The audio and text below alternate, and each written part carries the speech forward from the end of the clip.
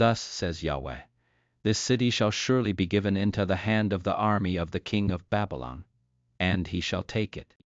Then the princes said to the king, please let this man be put to death, because he weakens the hands of the men of war who remain in this city, and the hands of all the people, in speaking such words to them, for this man doesn't seek the welfare of this people, but the hurt.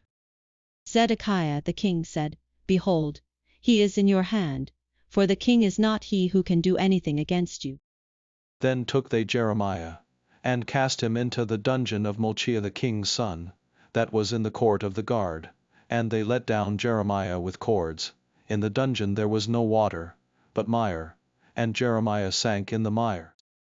Now when Ebedmelech the Ethiopian, a eunuch, who was in the king's house, heard that they had put Jeremiah in the dungeon, the king then sitting in the gate of Benjamin, Ebedmelech went forth out of the king's house, and spoke to the king, saying, My lord the king, these men have done evil in all that they have done to Jeremiah the prophet, whom they have cast into the dungeon, and he is likely to die in the place where he is, because of the famine, for there is no more bread in the city.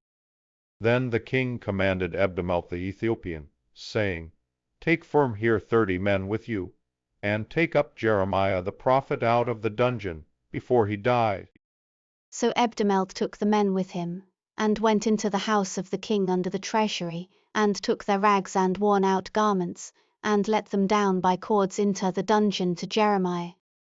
Ebedmelech the Ethiopian said to Jeremiah, Put now these rags and worn-out garments under your armpits under the cords. Jeremiah did so.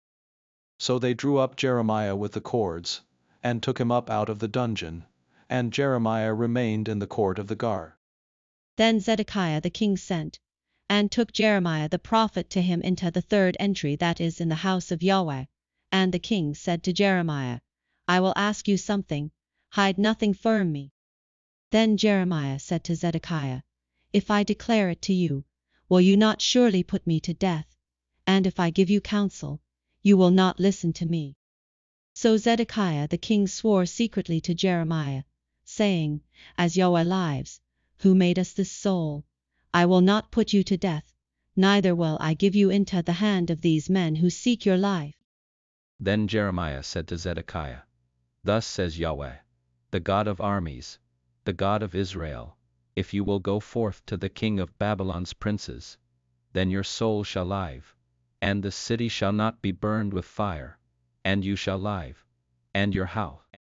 But if you will not go forth to the king of Babylon's princes, then shall this city be given into the hand of the Chaldeans, and they shall burn it with fire, and you shall not escape out of their hand.